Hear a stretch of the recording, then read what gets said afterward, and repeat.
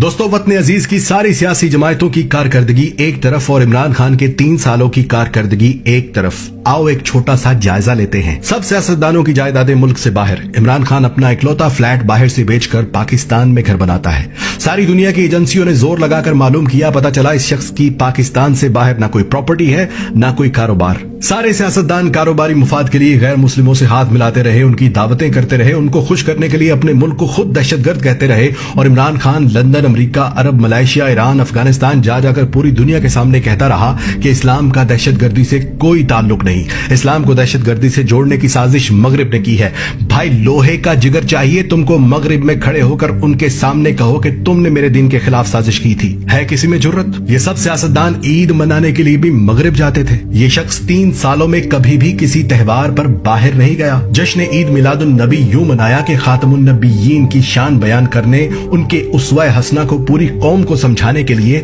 رحمت للعالمین اتھارٹی بنا دی، جس سے پہلی بار 12 ربیع الاول پر سرکاری طور پر نبی پاک صلی اللہ علیہ وآلہ وسلم کی ولادت پر اسمبلیوں میں چراغاں کیا گیا، درود شریف صلوات کی آوازیں گونج رہی تھیں۔ لاہور کو پیرس بنانے والوں نے سود پر ادھار پیسہ لے کر لاہور میں اورنج ٹرین میٹرو بس تو بنا دی، جس کا قرض ہم آئندہ 30 سالوں تک بھی اتارتے رہیں گے، مگر اسی اورنج ٹرین کے آس پاس دور دراز سے آئے لوگ فٹ پاتھ پر سوتے رہے۔ سخت سردی میں بے یار و مددگار بے گھر لوگ ٹھٹھرتے رہے، نہ کوئی سیاستدان آیا ان کے پاس، نہ کسی چیف جسٹس نے نوٹس لیا تھا۔ پھر اسی عمران خان نے وہاں پر پناہ گاہیں بنا دی، مفت کھانا بیت المال سے کھلا رہا ہے، ہزاروں لوگ مستفید ہو رہے ہیں، اور اب کم سے کم کوئی غریب، کوئی پردیسی سخت سردی میں فٹ پاتھ پر نہیں سوتا یا بھوکا نہیں رہتا۔ سیاستدان اپنا علاج لندن میں، امیر اپنا علاج پرائیویٹ اسپتالوں میں کرواتے تھے، اور غریب کو سرکاری اسپتال کے چکر لگانے کے لیے چھوڑ دیا گیا، جہاں کسی غریب کو معمولی آپریشن کی تاریخ بھی 3 مہینے کی دی جاتی تھی۔ 2 رستے ہوتے تھے غریب کے پاس، یا تو وہ کسی سے لاکھوں روپے ادھار لے، زیور بیچے، گھر بیچے اور پرائیویٹ اسپتال میں جائے،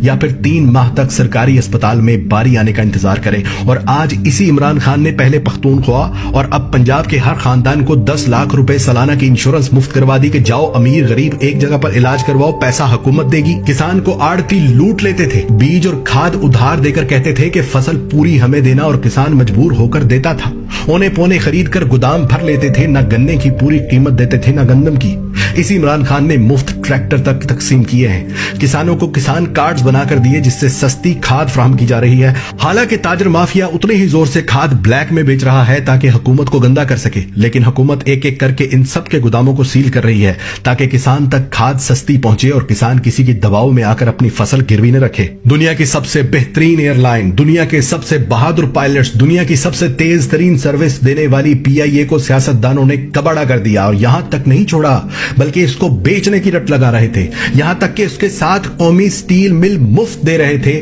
PIA کی ملکیت امریکہ میں موجود روزویلٹ ہوٹل گروی رکھ چکے تھے، جس کی نیلامی کی تاریخ مقرر ہو چکی تھی۔ قومی ایئر لائن کی سروس کویت، عراق، یورپ، امریکہ سمیت متعدد ممالک میں بند کی جا چکی تھی کہ PIA آج بند ہوئی کہ کل۔ اور پھر اسی عمران خان نے PIA کو قرض کی دلدل سے نکالا، اس کے ہوٹل روز ویلٹ کا سارا قرض اتارا، کویت سمیت تمام ممالک کے لیے ایک ایک کر کے PIA کو پھر سے چلا دیا۔ اور سنو، اب پائلٹس کی ٹریننگ کے لیے خطے میں سب سے پہلے جس نے ڈیجیٹل مشینری خریدی ہے اس ملک کا نام پاکستان ہے۔ بینک غریب کو جوتے کی نوک پر رکھتے تھے، قرض چھوڑو بجلی کا بل جمع کروانے کے لیے بھی لمبی لائنوں میں لگتے تھے، قرض صرف امیروں کو ملتا تھا، اور اسی عمران خان کی بدولت وہ سارے بینک اس بات پر راضی ہو گئے کہ وہ اپنا گھر اسکیم میں غریبوں کو بلا سود قرض دیں گے۔ سیمسنگ جیسی انٹرنیشنل کمپنی کے موبائل فون اور ٹی وی پاکستان میں بن رہے، موٹر سائیکل اور الیکٹرک گاڑیاں پاکستان میں تاریخ میں پہلی بار بن رہی، سیاحت میں پاکستان کو نمبر 1 ڈیسٹینیشن پر لے آیا، اسکردو کا ایئرپورٹ چلا دیا جہاں روزانہ ہزاروں ملکی اور غیر ملکی سیاح آ جا رہے ہیں۔ پہلا وزیر اعظم جو 18ویں ترمیم کے باوجود سندھ والوں کو بھی ٹرانسپورٹ کی سہولت وفاقی بجٹ سے دے گیا، ہندوستان کی چھاتی پر پاؤں رکھ کر ڈیم بنا رہا،